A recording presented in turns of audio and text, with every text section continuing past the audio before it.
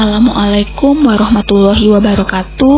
Nama saya Adelia Hendrayani dengan NIM 41212059, kelas Agribisnis B.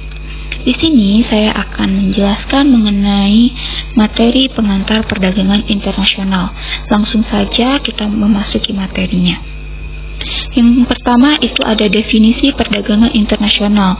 Perdagangan internasional adalah kegiatan perekonomian dan perdagangan yang dilakukan oleh penduduk suatu negara dengan penduduk negara lain atas dasar kesepakatan bersama. Di mana penduduk yang dimaksud itu dapat berupa antar perorangan atau individu dengan individu, lalu antar individu dengan pemerintah suatu negara, dan yang terakhir itu pemerintah suatu negara dengan pemerintah negara lain. Jika dibandingkan dengan pelaksanaan perdagangan di dalam negeri, maka perdagangan internasional ini sangatlah rumit.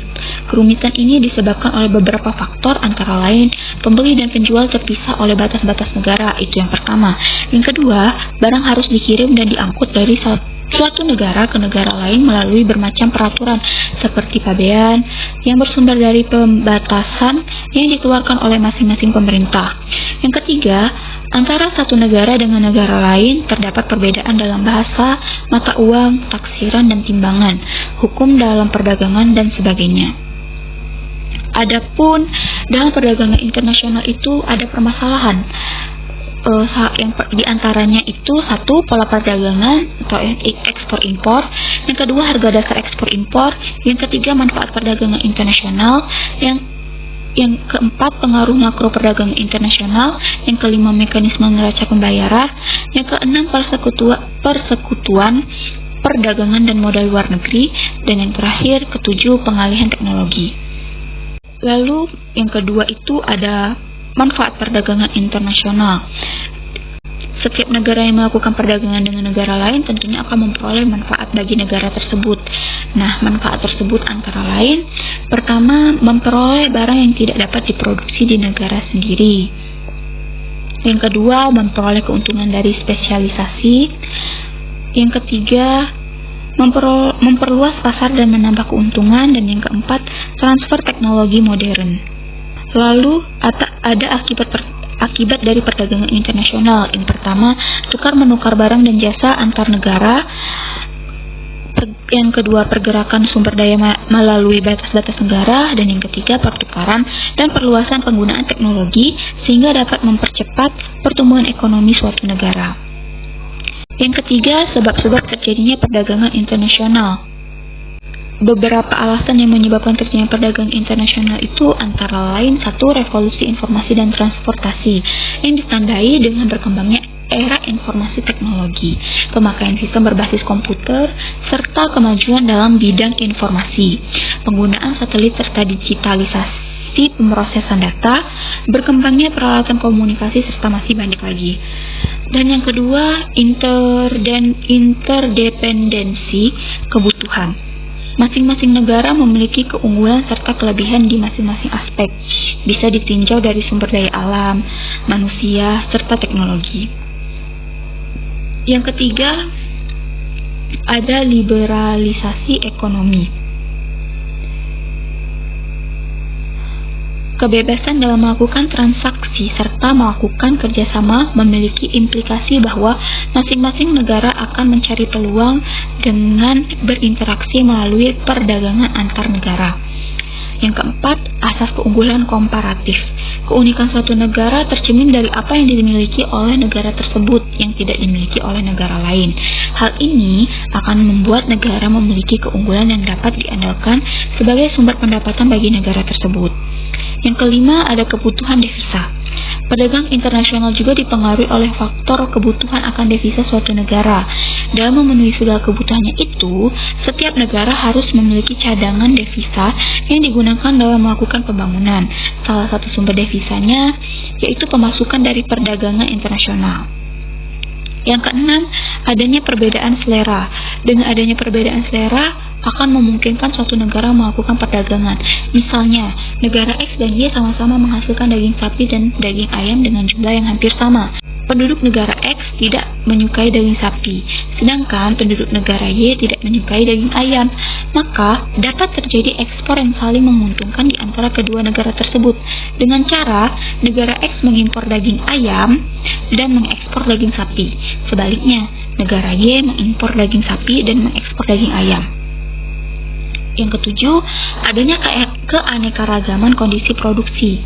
Perdagangan diperlukan karena adanya keanekaragaman kondisi produksi di setiap negara. Contohnya, negara X yang memiliki iklim tropis bersosialisasi dengan memproduksi pisang dan kopi untuk ditukarkan dengan barang dan jasa dari negara lain. Kedelapan, perbedaan kebudayaan dan gaya hidup. Perbedaan kebudayaan dan gaya hidup di masing-masing negara dapat mendorong terjadinya perdagangan antar negara. Misalnya, barang-barang seni atau kerajinan yang dihasilkan oleh suatu negara sangat diwarnai oleh kebudayaan dan gaya hidup masyarakat di negara yang bersangkutan. Lalu ada teori perdagangan internasional. Yang pertama, teori mutlak. Teori ini dikemukakan oleh Adam Smith. Ia mengemukakan bahwa negara akan makmur apabila mampu mengembangkan produksinya melalui perdagangan. Agar produksi yang meningkat, perlu adanya pembagian kerja internasional dalam menghasilkan barang. Yang kedua, teori keunggulan komparatif. Dikemukakan oleh David Ricardo, menjelaskan tentang keuntungan komparatif yang diukur dalam ongkos nyata yang mencerminkan ongkos tenaga kerja. Yang ketiga, teori permintaan timbal balik.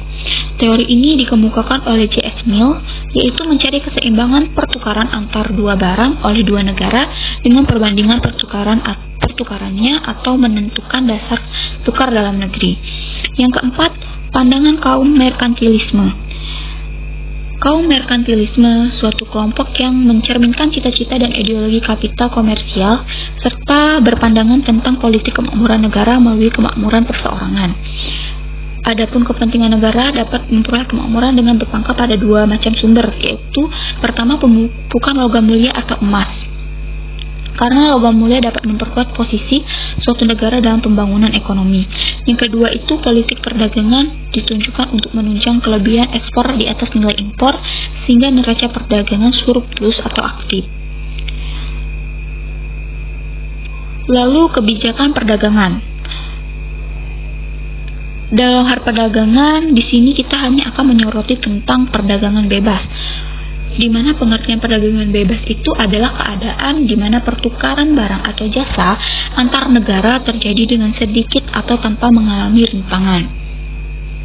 Adapun alasan para pendukung kebijakan perdagangan bebas, yaitu satu, perdagangan bebas cenderung memacu persaingan sehingga menyempurnakan skala ekonomis dan alokasi sumber daya. Kedua, perdagangan bebas mendorong peningkatan efisiensi, perbaikan mutu produk, dan perbaikan kemajuan teknologi sehingga memacu produktivitas faktor produksi. Yang ketiga, perdagangan bebas merangsang pertumbuhan ekonomi secara keseluruhan serta memupuk tingkat laba, tabungan, dan investasi. Yang keempat, perdagangan bebas akan lebih mudah menarik modal asing dan tenaga ahli atau laba, tabungan, dan investasi. Yang terakhir, ada jenis-jenis perdagangan internasional. Perdagangan internasional atau perdagangan antar negara dapat dilakukan dengan berbagai macam cara, di antaranya ekspor yang dibagi dalam beberapa cara antara lain ekspor biasa dan ekspor tanpa letter of credit atau surat kredit. Ekspor biasa itu pengiriman barang ke luar negeri sesuai dengan peraturan yang berlaku dan ditunjukkan kepada pembeli di luar negeri, mempergunakan letter of credit atau surat kredit dengan ketentuan devisa. Ekspor tanpa surat kredit adalah barang dapat dikirim terlebih dahulu, sedangkan eksportir belum menerima surat kredit harus ada izin khusus dari Kementerian Perindustrian dan Perdagangan. Yang kedua ada barter.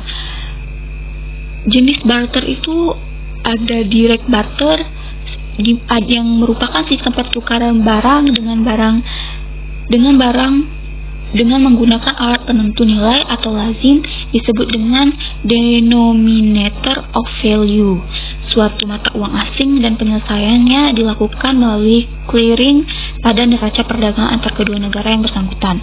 Lalu ada switch barter. Sistem ini dapat diterapkan bila mana salah satu pihak tidak mungkin memanfaatkan sendiri barang yang akan diterimanya dari pertukaran tersebut. Maka negara pengimpor dapat mengambil alih barang tersebut ke negara ketiga yang membutuhkannya. Lalu ada counter purchase, adalah suatu sistem perdagangan timbal balik antar dua negara. Sebagai contohnya, suatu negara yang menjual barang kepada negara lain, maka negara yang bersangkutan juga harus membeli barang dari negara tersebut. Lalu ada buyback barter, adalah suatu sistem penerapan alih teknologi dari suatu negara maju kepada negara berkembang dengan cara membantu menciptakan kapasitas produksi di negara berkembang yang nantinya hasil produksinya ditampung atau dibeli kembali oleh negara maju. Lalu yang ketiga ada konsinyasi atau konsigmen, adalah pengiriman barang di mana belum ada pembeli yang tertentu di luar negeri. Penjualan barang di luar negeri dapat dilaksanakan melalui pasar bebas atau free market atau bursa dagang dengan cara lelang. Lalu yang keempat ada package deal. Untuk memperluas pasaran hasil kita terutama dengan negara-negara sosialis, pemerintah ada kalanya mengadakan perjanjian perdagangan atau trade agreement dengan salah satu negara. Perjanjian itu menetapkan jumlah tertentu dari barang yang akan diekspor ke negara tersebut dan sebaliknya dari negara itu akan mengimpor sejumlah barang tertentu yang dihasilkan negara tersebut. Yang kelima ada penyeludupan atau smuggling, adalah setiap usaha yang bertujuan memindahkan kekayaan dari satu negara ke negara lain tanpa memenuhi ketentuan yang berlaku. Nah, ini dibagi menjadi dua bagian. Yang pertama, keseluruhannya dilakukan secara ilegal, dan yang kedua dilakukan penyeludupan administratif atau penyeludupan tak kentara atau manipulasi. Yang keenam ada border agreement, bagi negara yang berbatasan yang dilakukan dengan persetujuan tertentu. Tujuannya penduduk perbatasan yang saling berhubungan diberi kemudahan dan kebebasan dalam jumlah tertentu dan wajar. Border crossing dapat terjadi melalui pertama sea border, sistem perdagangan yang melibatkan dua negara yang memiliki batas negara berupa lautan. Perdagangan dilakukan dengan cara penyeberangan laut. Lalu yang kedua, overland border, batas darat, sistem perdagangan yang melibatkan dua negara yang memiliki batas negara berupa daratan. Perdagangan dilakukan dengan cara setiap penduduk negara tersebut melakukan interaksi dengan melewati batas daratan di masing-masing negara melalui persetujuan berlaku. Mungkin itu saja yang dapat saya sampaikan dari materi pengantar perdagangan internasional. Bila ada salah penulisan dalam PowerPoint saya ataupun salah dalam pengucapan kata saya mohon maaf. Saya akhiri, wassalamualaikum warahmatullahi wabarakatuh.